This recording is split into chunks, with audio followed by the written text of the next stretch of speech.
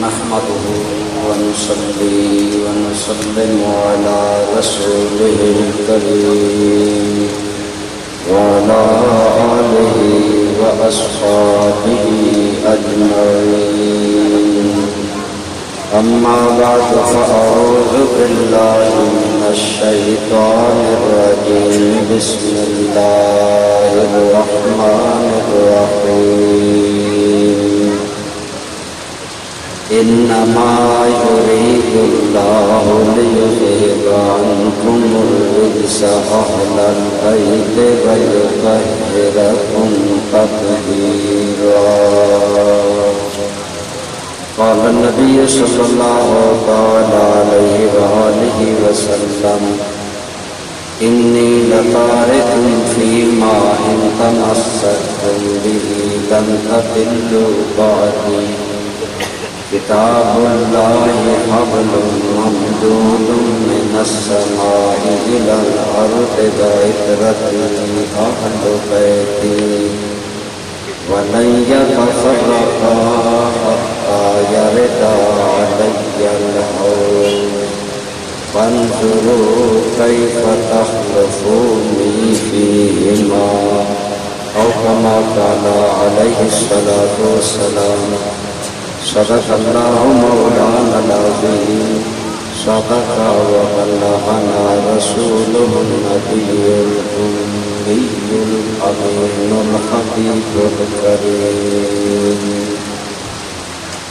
اللهم صل على سيدنا ومولانا محمد وعلى آل سيدنا ومولانا محمد وبارك وسلم عليه. حسین بن علی تو نے سکھایا اہل دنیا کو. حسین بن علی تو نے سکھایا اہل دنیا کو.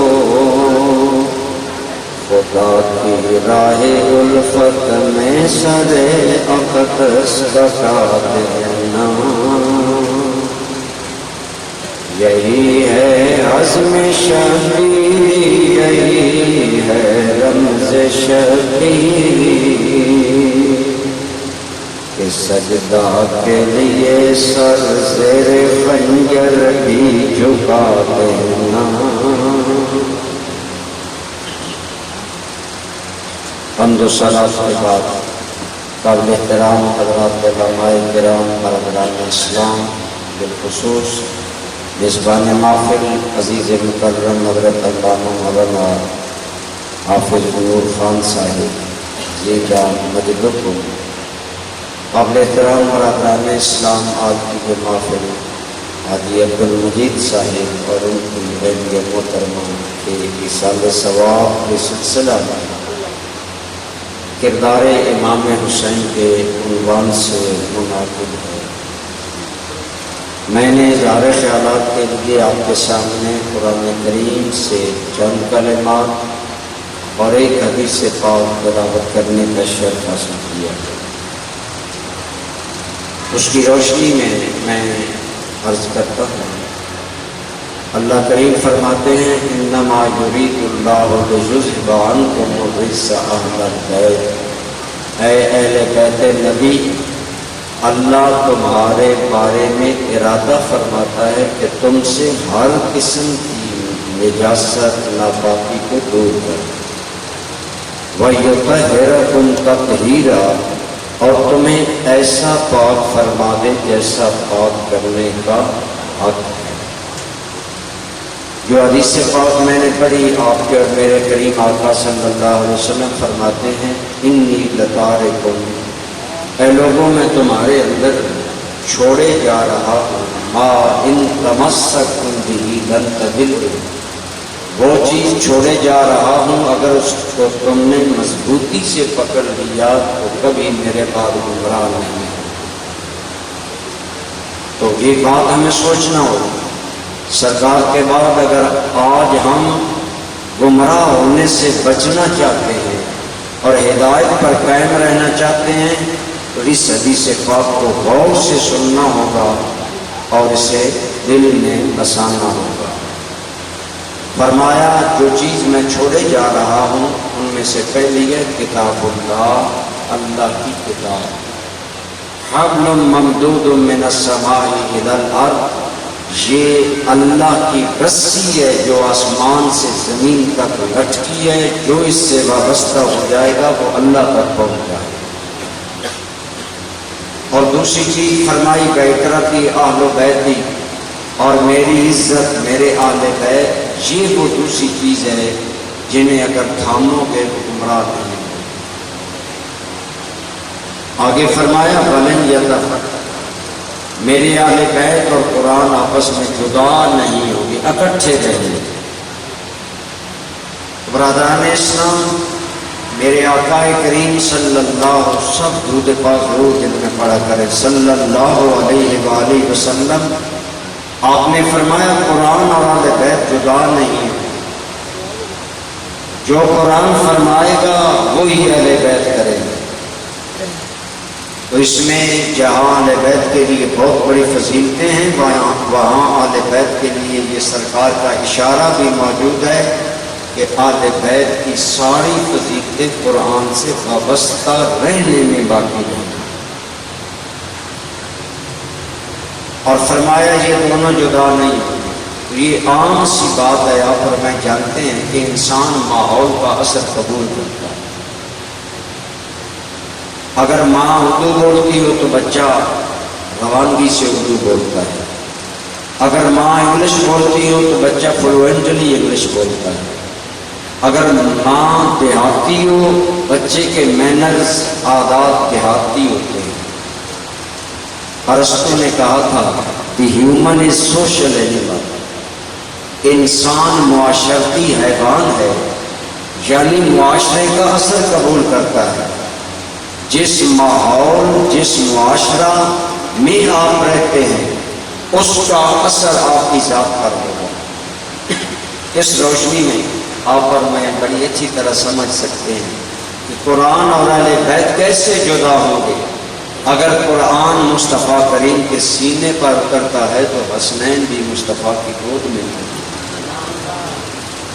اہل بیت بھی اسی چار دیواری اور اسی گھر میں موجود ہے جہاں اللہ کا قرآن نازل ہو رہا ہے۔ قرآن بھی رسول اللہ صلی اللہ علیہ وسلم پر نازل ہو رہا ہے، اور اہل بیت بھی سرکار کے گھر والے ہیں۔ تو یہ قریبی جو ان کا تعلق تھا، اس سے میرے آقا کریم نے بیان کیا اگر ہر انسان اپنے ماحول کا اثر قبول کرتا ہے تو آپ سوچیں کیا ساتھ تمام اہل بیت اور بالخصوص حسنین کریمین اور امام حسین، کیا انہوں نے قرآن کا اثر قبول کیا ہوگا یا نہیں؟ پھر حسنین کریمین کی والدہ ماجدہ سیدہ طیبہ طاہرہ سیدہ خاتون جنت رضی اللہ تعالی عنہا، کس اہتمام سے انہوں نے اپنے بچوں کو قرآن کی محبت، قرآن سے لگاؤ منتقل کیا۔ ماں جو دیتی ہے بچوں کو وہی ملتا ہے۔ یہ روایت عام موجود ہے کہ سیدہ طیبہ طاہرہ جب چکی چلاتی تھی اور اپنے بچوں کے لیے جسمانی خوراک آٹا تیار کرتی تھی تو ادھر چکی چل رہی ہوتی تھی، ادھر سیدہ کی زبان تلاوت قرآن میں جاری ہے۔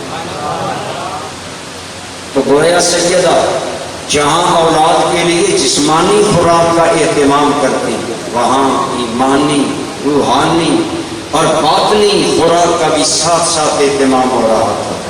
تو جن کی گٹی میں قرآن ہو، جن کے خمیر میں قرآن اترا ہو، ان کا کردار اور سیرت قرآن سے الگ کیسے ہو سکتا؟ یہی تربیت تھی، یہی تربیت تھی۔ آج کے معاشرہ میں بہت بڑا خلا یہ ہے کہ صرف پیار کے نام پر اور مار کو منع کر کے اولادوں کو بگاڑا جا رہا ہے۔ اولادوں کو ناز برداریاں اور بلا وجہ ایسی اہمیت دی جا رہی ہے کہ بچوں پر کنٹرول ماں باپ کا کنٹرول ہو رہا ہے۔ میں شہادت کا بیان برائے روایت اسے پسند نہیں کرتا، میں اپنے موضوع کے مطابق آپ کو عرض کرنا چاہتا ہوں کہ سیدنا امام حسین یا باقی اہل بیت ان کا کردار قرآن کے سانچے میں ڈلا ہے، اور قرآن سے بڑھ کر اور کون سی چیز ہو سکتی ہے جو ہمارے اخلاق، کردار، سیرت اور زندگی کے طور طریقے کو درست کر سکے۔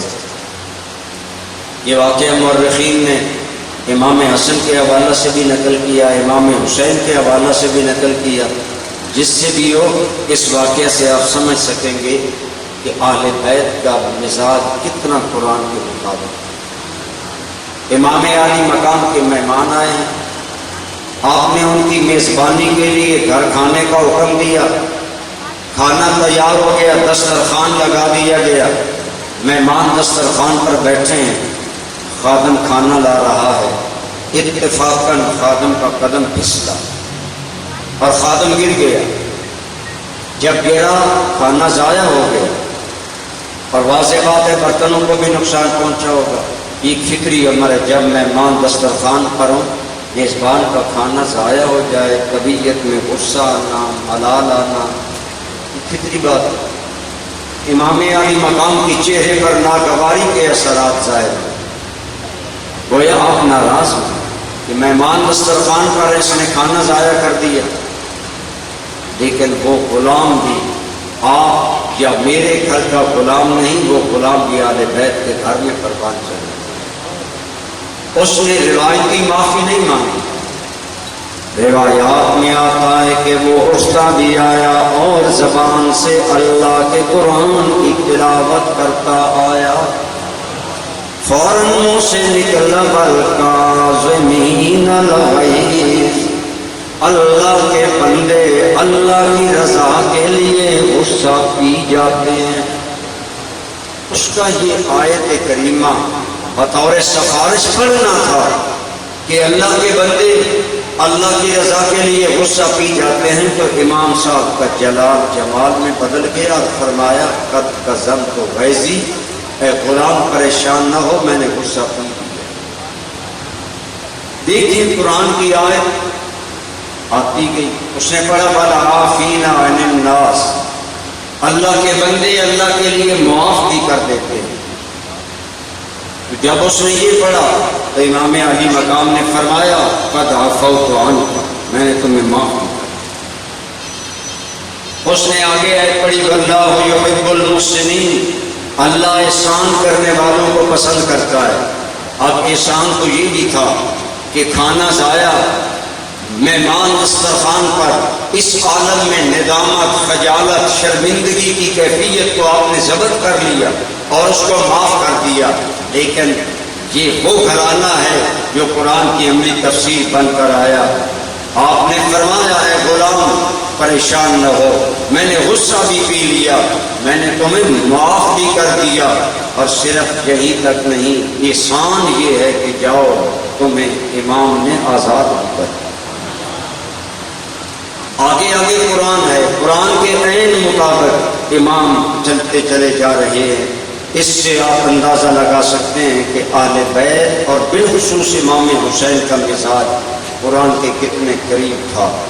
اسی لیے میں کہتا ہوں عظمت کردار سے تشریح قرآن حسین، عظمت کردار سے تشریح قرآن حسین، جن پہ انسانیت نازاں وہ انسان حسین۔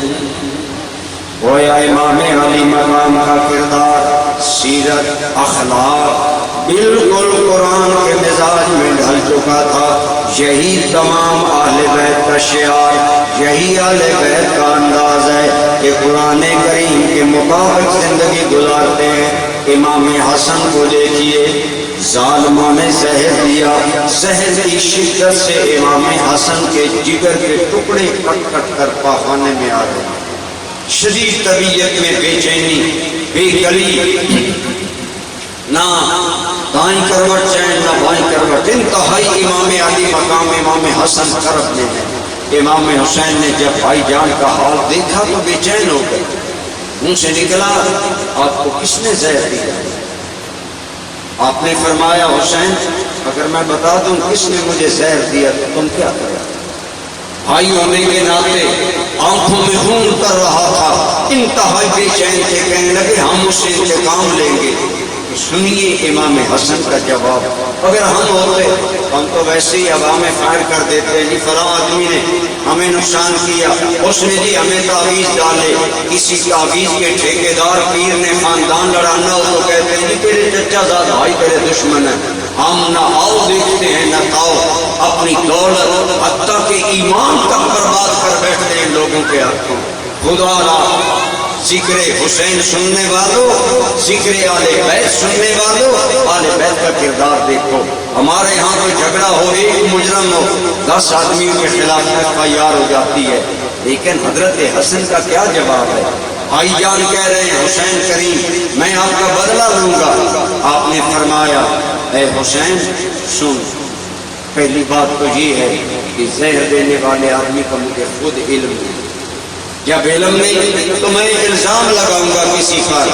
اور فرمایا اے حسین میں حسن نے سیل میں زندگی بھر کبھی کسی پر جب الزام نہیں لگایا، آج جب حسن موت کے منہ میں جا رہا ہے کسی مسلمان پر بہتان کیسے لگاؤں؟ کردار کی عظمت دیکھیں، موت کے منہ میں خود جا رہے ہیں لیکن کسی کا نام نہیں لینے کے لیے تیار۔ فرمایا میں نے زندگی میں کسی پر بہتان نہیں لگایا، آج بھی نہیں لگاؤں گا۔ باقی حسین تم کہتے ہو میں زہر دینے والے سے بدلہ لوں گا، میں حسن اس لیے بھی تمہیں نام کوئی نہیں بتاؤں گا، میرا ایمان ہے میرا انتقام حسن سے بڑھ کر میرا خدا لے سکتا ہے۔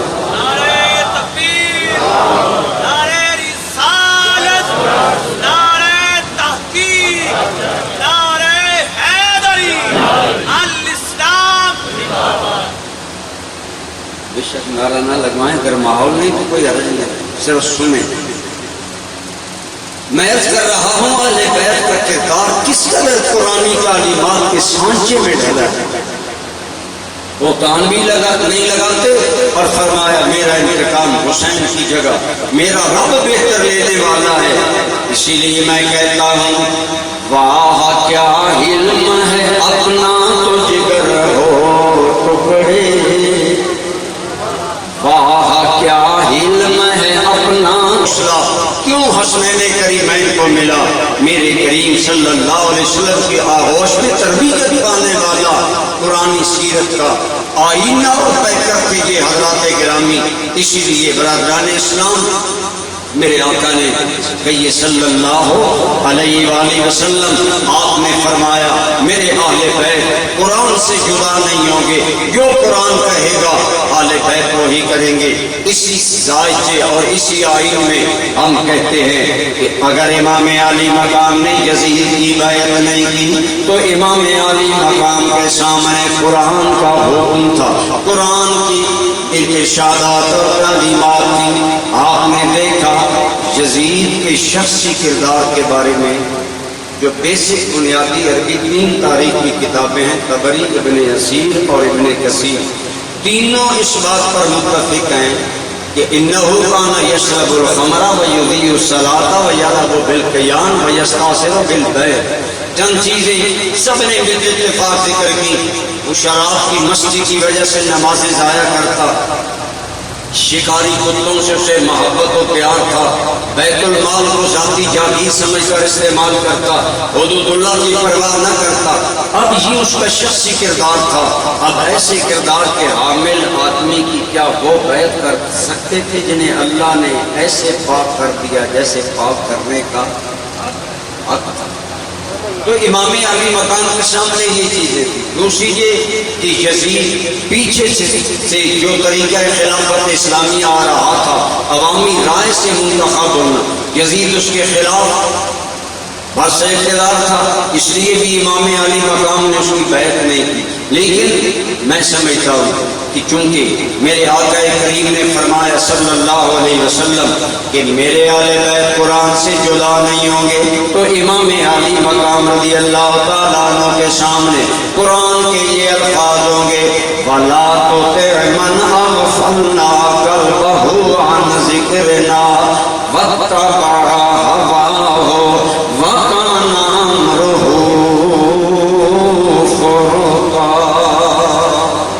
اس کا مطلب ہے اس کی پیروی نہ کرو جس کے دل کو ہم نے اپنے ذکر سے غافل کر دیا اور جس کا معاملہ حد سے بڑھ گیا، جس کے معاملات حجم والا ہمت والا راستہ اختیار کیا کہ آپ نے ایک فاسق و فاجر کی عام بیعت کا راستہ روکا اور رائے عامہ عمومی رائے جو ہے اس کو آپ نے اہمیت دی۔ اس لیے امام علی مقام رضی اللہ تعالی عنہ آپ ڈٹ گئے، لیکن اس ڈٹنے میں بھی آپ ہم دیکھتے ہیں کہ امام علی مقام رضی اللہ تعالی عنہ آپ کو کتنی مشکلات آئیں، کن کن مسائل سے گزرنا پڑا، لیکن ہم دیکھتے ہیں حالات جیسے بھی ہو گئے حضرت امام حسین نے شریعت کا دامن نہیں چھوڑا، قرآن کا دامن نہیں چھوڑا۔ اس لیے امام علی مقام رضی اللہ تعالی عنہ اپنے موقع پر قائم رہے اور برادران اسلام امام علی مقام نے ہر مقام پر قرآنی تعلیمات کو مد نظر رکھا۔ آج اگر ہم بھی جیسے میرے آقا کریم نے فرمایا میں تمہارے اندر قرآن اور اہل بیت چھوڑے جا رہا ہوں، اگر انہیں مضبوطی سے تھام لوگے کبھی گمراہ نہیں ہوگے۔ آج حضرت امام حسین کی شہادت کے بارے میں جو کردار پیش کیا جا رہا ہے ہمیں دیکھنا ہوگا کہ کیا وہ قرآن و سنت کے مطابق ہے۔ تو برادران اسلام میرے آقا فرمائیں کہ میرے اہل بیت قرآن سے جدا نہیں ہوں گے، تو ہمارا ایمان ہے کہ سرکار کا ارشاد سچ ہے۔ اور جس قدر بھی کربلا میں آپ پر مصائب آئے آپ نے قرآن کا دامن، قرآن کریم نے ہماری رہنمائی کی، میری آپ کی ساری کائنات کی کہ اے لوگوں جب مشکل وقت آ جائے، جب مصیبت کا وقت آ جائے، جب شدید ابتلا میں تم آ جاؤ کیا کرنا؟ یا ایھا الذین آمنوا استعینوا بالصبر والصلاۃ، ایمان والو جب مشکل مرحلہ حیات آ جائے کیا کرنا ہوگا؟ اس وقت اللہ سے مدد مانگو دو چیزوں کے ساتھ، ایک صبر اور دوسری نماز۔ اور امام علی مقام رضی اللہ تعالی عنہ نے کسی بھی مشکل مرحلے میں نہ صبر کا دامن چھوڑا نہ نماز کا دامن چھوڑا، عین قرآنی مزاج کے مطابق آپ نے ہر مشکل سے بڑی مشکل کو برداشت کیا، لیکن آپ نے صبر کا دامن نہیں چھوڑا۔ آئیے ابن اسیر اور ابن کثیر وغیرہ نے نقل کیا، اس روایت کے راوی امام زین العابدین ہیں، آپ فرماتے ہیں جب یزیدیوں نے فائنل کر لیا کہ اگر حسین بیعت کرے تو ٹھیک ورنہ حسین کو جنگ کرنا پڑے گی، تو آپ نے فرمایا بیعت کرنا۔ انہوں نے یہ کہا کہ حسین کریم ابن زیاد کے ہاتھ پر یزید کے لیے بیعت کرے، آپ نے فرمایا میرے نزدیک موت مرنا پسند کروں گا، بیعت تو نہیں ہو سکتی۔ انہوں نے کہا پھر جنگ کرنا ہوگی، تو 10ویں محرم الحرام کی رات ہے، امام علی مقام رضی اللہ تعالیٰ عنہ امام زین العابدین فرماتے ہیں رات امام علی مقام نے وہ رات عبادت کے لیے مانگی تھی، عبادت تلاوت وغیرہ جاری ہے۔ فرماتے ہیں حضرت ابو ذر غفاری کا ایک غلام ہمارے پاس تھا، وہ تلوار صاف کر رہا تھا۔ اب تلوار کو صاف کرنا جنگی ماحول کا اشارہ دیتا ہے، اور عربوں کا یہ طریقہ تھا کہ جنگ کے قریب رقص پڑھتے، شعر پڑھتے، جس میں اپنی ذاتی وہ بڑائی، کمال، خاندانی کمال یہ چیزیں بیان کرتے۔ امام زین العابدین فرماتے ہیں جب ابو ذر غفاری کا غلام تلوار صاف کر رہا تھا، امام علی مقام کی زبان پر بے ساختہ عربی کے شعر جاری ہو گئے، لیکن وہ شعر نہ فخر و مباحات، نہ تکبر، نہ بڑائی، نہ کوئی کوئی اور چیز بلکہ حقیقت پر مبنی ہے. آپ پڑھ رہے تھے یا دہر اف لک من خلیل من الاشراق والاصیل والامر الی الجلیل. آپ چھ اشعار پڑھ رہے تھے. کل حی سالک الی السبیل. اس کا مطلب تھا کہ یہ زمانہ بھی عجیب ہے، اس میں کتنے پیارے پیاروں سے جدا ہوئے، دوست دوستوں سے جدا ہوئے، بھائی بھائیوں سے جدا ہوئے، دوست دوستوں سے جدا ہوئے. اور آگے آپ فرما رہے ہیں لیکن معاملہ سب اللہ کے ہاتھ میں ہے اور ہر زندہ انسان موت کی طرف جانے والا ہے. امام علی مقام کی زبان پر شیشے ترجمانی کر رہے تھے کل 10 محرم کے واقعات کی، کہ گویا آپ فرما رہے تھے بڑے میری پھوپھی محترمہ حضرت زینب بے چین ہو گئی جب ایک بہن بھائی کے منہ سے موت کا ذکر سنے. آپ بہتر اندازہ لگا سکتے ہیں ایک بہن پر کیا گزرتی ہے. تو سجدہ انتہائی بے چین ہو گئی، حتیٰ کہ نیند میں ہوشی کی کیفیت ہو گئی. امام صاحب نے ان کے منہ پر پانی کی چھینٹے مارے اور جب ہوش میں آئیں تو اس مشکل گھڑی میں آپ ذرا چشمے تصور فرمائیں کہ 10 محرم کی رات ہے اور امام حسین اشعار بھی وہ پڑھ رہے ہیں جن میں موت کا ذکر، جن میں دوستوں پیاروں کی جدائیوں کا ذکر. یقیناً کل والا نقشہ آنکھوں کے سامنے آ گیا. لیکن امام علی مقام نے اس مقام پر بھی صبر کا دامن نہیں چھوڑا، بلکہ سیدہ زینب رضی اللہ تعالی عنہ آپ کو فرمایا اے میری بہن زینب سن اتق اللہ سے ڈرنا. کل اگر تمہیں مجھ پر اس حال میں آنا پڑے کہ مجھے کوئی مصیبت پہنچے تو اے میری بہن لا تلتمی بجا کے ولا تشکی جیبک ولا تنوہی من نوحت الجاہلیہ. اے میری بہن اللہ سے ڈرنا، نہ منہ پر تماچے مارنا، نہ گرے وانچا کرنا، نہ ہی جاہلیت والے پہل کرنا، بلکہ اے زینب اسی صبر کا مظاہرہ کرنا جو صبر ہمیں ہمارے ماں باپ سے ملا ہے. تو آپ دیکھیں اس مشکل گھڑی میں بھی امام علی مقام آپ نے صبر کا دامن نہیں چھوڑا. اللہ کے قرآن کے عین مطابق ان مشکل مراحل میں امام علی مقام صبر، علم اور حوصلے کا پیکر بنے رہے. اور پھر 10 محرم الحرام اس نے ثابت کر دیا کہ امام علی مقام کن مشکل حالات سے گزرے، کتنے بڑے امتحان سے گزرے. یقیناً انسان ہے جب کوئی پیارا فوت ہوتا ہے دل پر چوٹ لگتی ہے، آنکھوں میں آنسو آتے ہیں. اسلام نے ایک ضابطہ دیا، مصیبت کے وقت آنسو آنا، رونا یہ شریعت میں منع نہیں. حدیث پاک میں آتا ہے آپ کے اور میرے کریم آقا صلی اللہ علیہ وسلم کے ایک بیٹے فوت ہو گئے. نبی رحمت صلی اللہ علیہ وسلم کی آنکھوں میں آنسو تھے. ایک آدمی آیا اور کہنے لگا اے محمد کیا آپ بھی مرنے والوں پر روتے ہیں؟ آپ کے منہ سے جو جملہ نکلا وہ کتنا حقیقت پر مبنی ہے. آپ نے فرمایا من لا یرحم لا یرحم، جو کسی پر رحم نہیں کرتا اس پر رحم نہیں کیا جاتا. گویا بتایا جدا ہونے والوں کے غم میں آنسو آنا یہ اظہار رحمت ہے. ایسے حالات میں انسان کے منہ پر کوئی ایسا جملہ، کوئی ایسی بے صبری کے جملے نہ آئیں جن سے اللہ رب العالمین ناراض ہوتا ہو. تو یہی کردار امام حسین نے کربلا میں اپنایا کہ آپ نے صبر فرمایا. اور مشکل حالات میں روایات اگر آپ تاریخ کا ہے تو یہ ساری تاریخ اگر آپ مطالعہ کریں ہمیں پتہ چلتا ہے کہ امام علی مقام کے 5 جوان بھائی میدان کربلا میں شہید ہوئے. ایک اگر آدمی کا بھائی فوت ہو جائے یا شہید ہو آدمی کے دل پر کیا گزرتی ہے.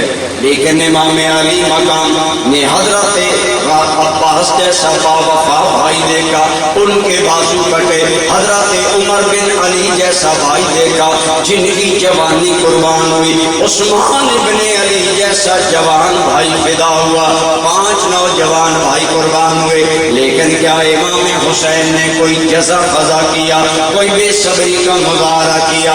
نہیں. دوستان گرامی قدر، امام علی مقام اس عزم کے ساتھ اللہ کی بارگاہ میں قائم ہے، زبان حال سے وہ عرض کرتے ہیں مالک جس حال میں بھی تو رکھے حسین راضی ہے۔ تو آپ نے قرآنی تعلیمات کے مطابق قرآن کا دامن نہیں چھوڑا، صبر حوصلہ، اسی لیے آپ کے بھائی شہید ہوئے، بھانجے بھتیجے بیٹے شہید ہوئے، لیکن اسی مقام پر زبان پر شکوہ شکایت یا وہ باتیں جو آج دنیا سمجھ رہی ہے کہ کربلا کا پیغام شاید نوحہ خانی ہے، شاید کربلا کا میسج مرثیہ خانی ہے یا بے صبری ہے، نہیں اللہ کی قسم برادران اسلام، جوان بیٹے کے لاشے پر اگر انا للہ و انا الیہ راجعون امام کی زبان پر جاری ہوتا ہے تو گویا پتہ چلا کربلا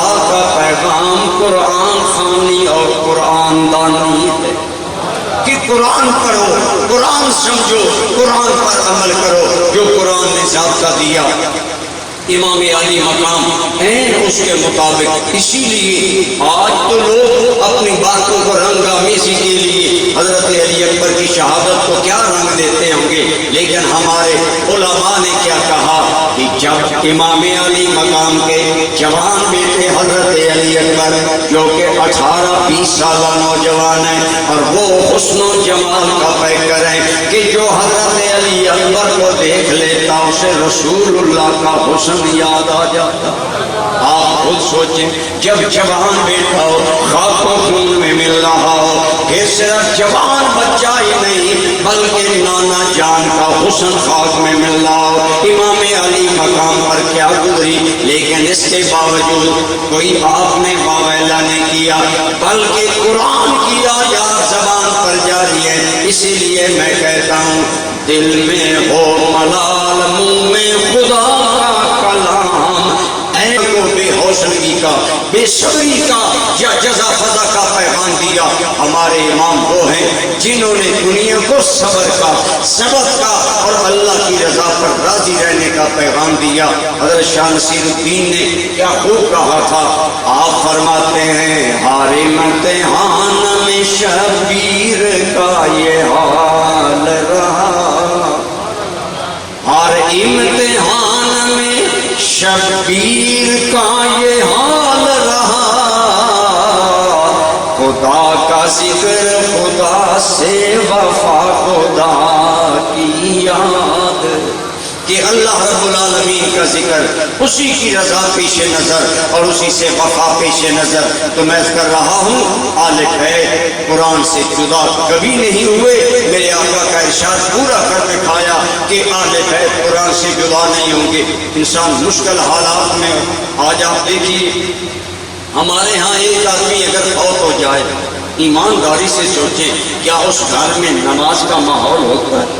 سارا گھر ماتم کدا اور ہر کوئی غم سے نڈھال ہوتا ہے، اور اگر کوئی کہہ بھی دے کہ نماز جا رہی ہے، سورہ غروب ہوا چاہتا ہے آپ نماز پڑھ لیں، کہتے ہیں تمہیں چوٹ لگتی تو پتہ چلتا، ہمیں اب تم نمازوں کی نصیحتیں کرتا ہے، لیکن نہیں برادران اسلام، حسین ابن علی کا یہ کردار نہیں۔ آپ اگر دیکھیں علماء سے پوچھیں، بلکہ جب 9 محرم کو شمر نے دھمکی کے ساتھ کہا حسین یا پھر بیعت کرو یا جنگ کرو، آپ نے فرمایا بیعت تو نہیں ہو سکتی، کہنے لگا پھر جنگ ہوگی۔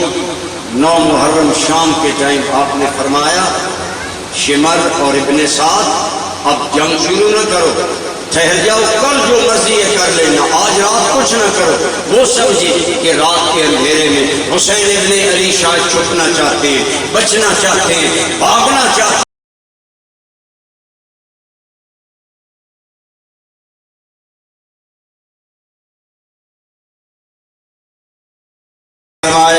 اے یزیدیو اب مجھے معلوم ہو گیا تم میرے قتل سے باز نہیں آؤ گے، ہر حال میں تم میرے خون سے اپنی پیاس بجھاؤ گے، لیکن میں رات کیوں مانگ رہا ہوں؟ فرمایا لوگوں میرا اللہ بہتر جانتا ہے رات کی تنہائیوں میں اللہ کی عبادت حسین کو کتنی پیاری ہے۔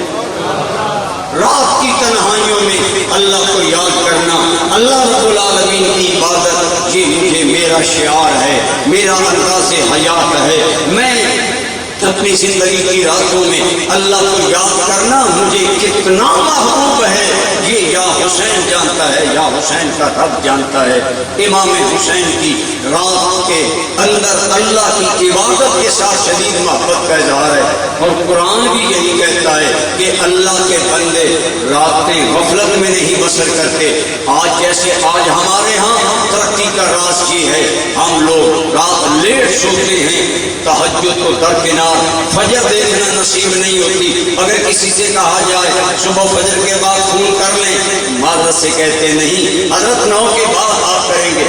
آج ہماری ترقی غیروں کی اطاعت نے ہمیں اتنا اس قدر گرا دیا کہ ہم نمازوں سے بے خبر ہیں، ہم تہجد سے بے خبر ہیں، لیکن قرآن نے ثابت پر عمل کیا، یا ایھا الذین آمنوا استعینوا بالصبر والصلاۃ۔ امام علی مقام نے بتا دیا لوگوں مدینہ ہو تب بھی راتیں خدا کے نام ہیں، کربلا ہو تب بھی رات خدا کے، اور آپ نے محض اللہ کی عبادت کے لیے یزیدیوں سے رات مانگی۔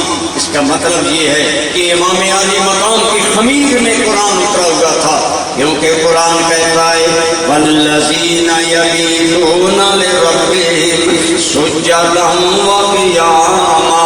کہیں قرآن نے فرمایا تتجافی جنوبہم عن المضاجع یدعون ربہم خوفا وطمعا۔ اللہ کے بندے رات کے وقت اپنے پہلو بستروں سے جدا کر کے رب کو محبت و پیار میں بھی بلاتے ہیں، خوف میں بھی بلاتے ہیں۔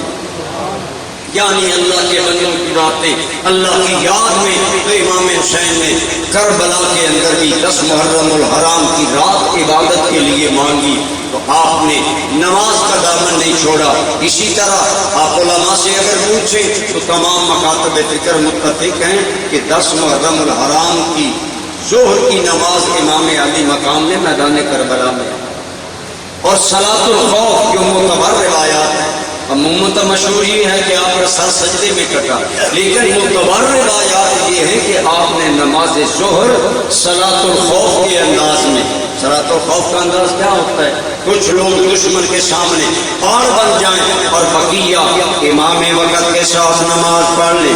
آپ نے چند دوستوں کو دشمن کے سامنے کھڑا کیا، خود دوستوں کو لے کر کربلا معلیٰ میں نماز ظہر 10 محرم الحرام کو سب مکاتب فکر کا اتفاق ہے ادا کی۔ حالانکہ آج سوچیں ہم بہانے بناتے ہیں، مولانا بڑے مصروف ہیں، ہم بزی ہیں، نماز کے لیے ہمارے پاس ٹائم نہیں۔ آپ ذرا چشم تصور دوڑائیں، 10 محرم کو امام مصروف ہوں گے کہ نہیں؟ ساری سیادت قیادت جن کے ہاتھ میں، ساری جنگی پالیسی، پھر شہید ہونے والوں کے لاشیں اٹھانے، پھر سارے انتظامات، لیکن امام علی مقام نے کوئی بہانہ نہیں بنایا۔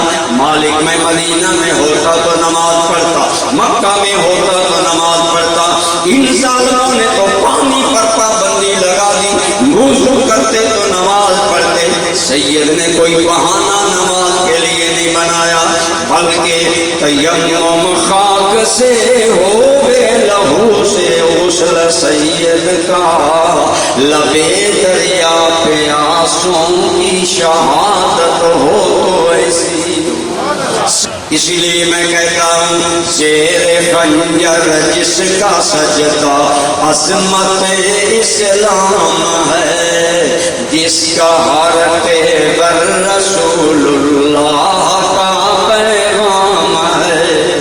امام علی مقام نے ہر مقام پر قرآن کو مد نظر رکھا، صبر نماز کا دامن نہیں چھوڑا، اور قرآن نے کہا جب کسی بات حق پر ڈٹ جاؤ قل آمنت باللہ ثم استقم۔ قرآن نے کہا ان الذین قالوا ربنا اللہ ثم استقاموا، وہ لوگ جو کہتے ہیں ہمارا رب اللہ ہے پھر ڈٹ جاتے ہیں، کچھ بھی ہو جائے ان کی پا استقامت میں فرق نہیں آتا۔ ایمانداری سے بتائیں، کیا مدینے کی جدائی کے غم سے لے کر بھائیوں، بچوں، بھانجوں، جوان لاشوں کے اٹھانے تک کیا حسین کے پائے استقامت میں کوئی فرق آیا؟ کیا حسین کی ثابت قدمی میں کوئی فرق آیا؟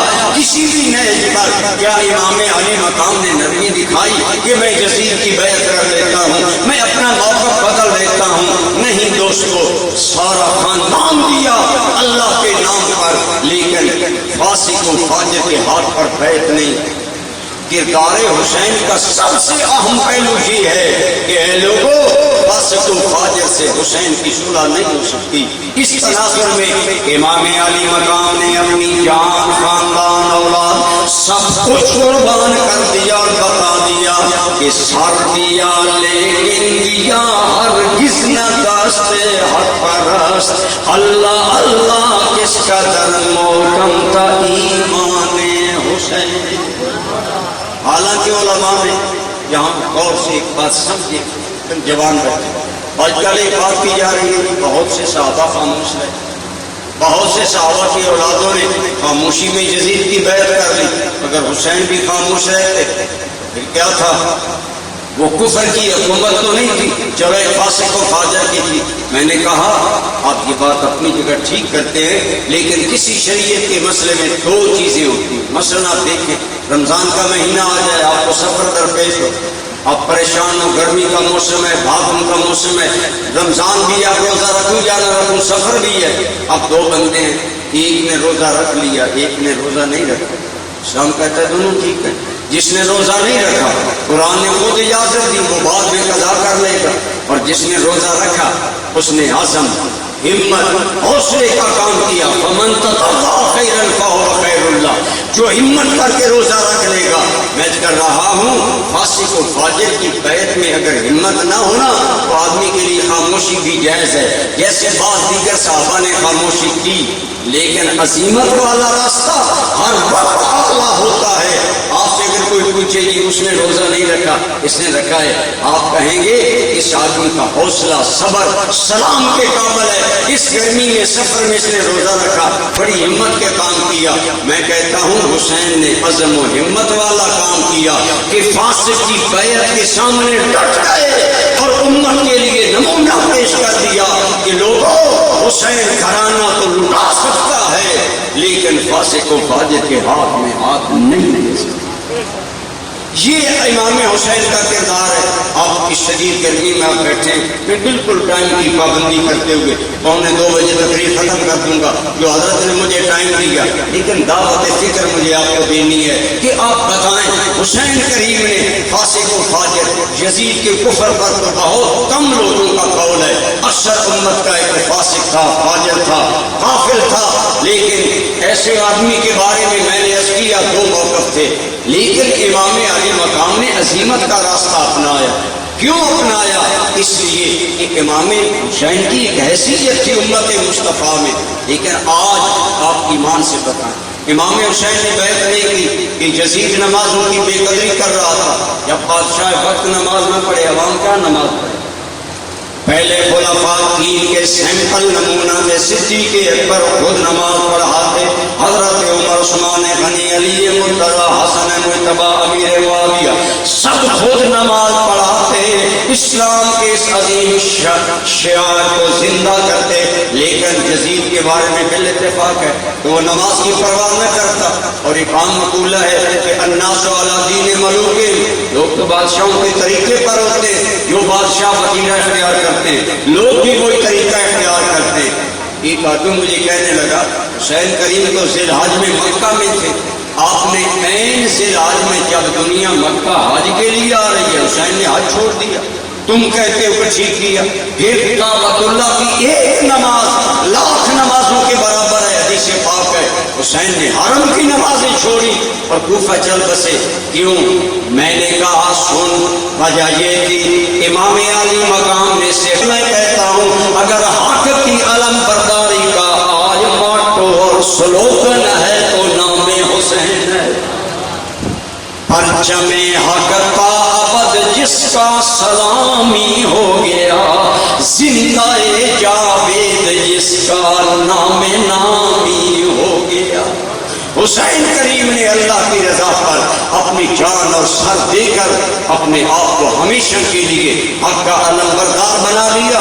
آج جہاں بھی ظلم اور عدل مقابلے میں ہوتے ہیں تو وہاں ظلم کے نام پر یزید و زیاد کا نام آتا ہے اور حق کی طرف حسین کا نام آتا ہے۔ اقبال نے کہا تھا زندہ حق از قوت شبیری است باطل آخر داغ حسرت میری است۔ میرے حسین کے کردار کی عظمت یہ ہے کہ جب قرآن کے سانچے میں ڈھلا اب قیامت تک کے لیے حق کی علم برداری کا حسین نشان بنا۔ حسین کریم سلوگن بن گئے، آپ نشان بن گئے۔